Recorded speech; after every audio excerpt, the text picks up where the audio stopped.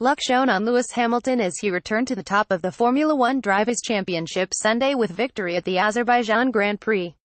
With Sebastian Vettel and Ferrari clearly faster than Hamilton and his Mercedes, it took a crash, a mistimed lunge and a puncture to elevate Hamilton to the top spot in Baku. Advertisement: Vettel led for much of the race but was stuck in second behind Hamilton's Mercedes teammate Valtteri Bottas when a crash between the two Red Bulls brought out the safety car. On the restart, Vettel lunged for the lead but could not keep his car on the racing line at the exit of the next corner and instead lost places.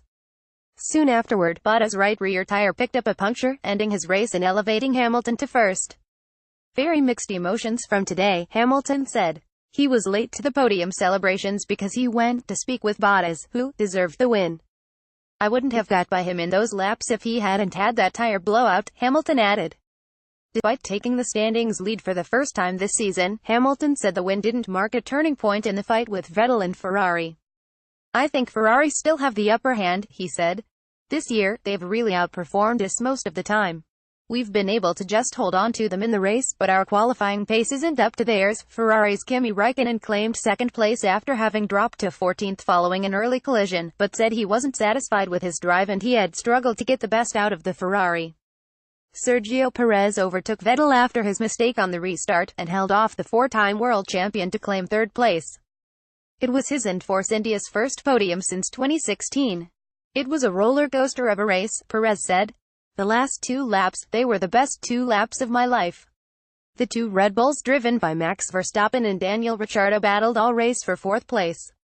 After several dramatic near misses, they collided on lap 40 when Ricciardo, the winner of the last race in China, ran into the back of Verstappen under braking at the first corner, sending them both off the track.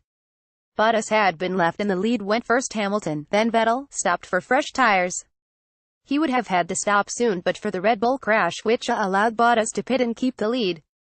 Romain Grosjean crashed under the safety car on lap 42, sliding into the wall while weaving in an attempt to heat up his tires. That delayed the restart, and when it came, Vettel charged down the inside of Bottas but couldn't slow enough to make the corner and went onto a runoff area. Hamilton leads Vettel by 4 points, followed by Räikkönen and Bottas.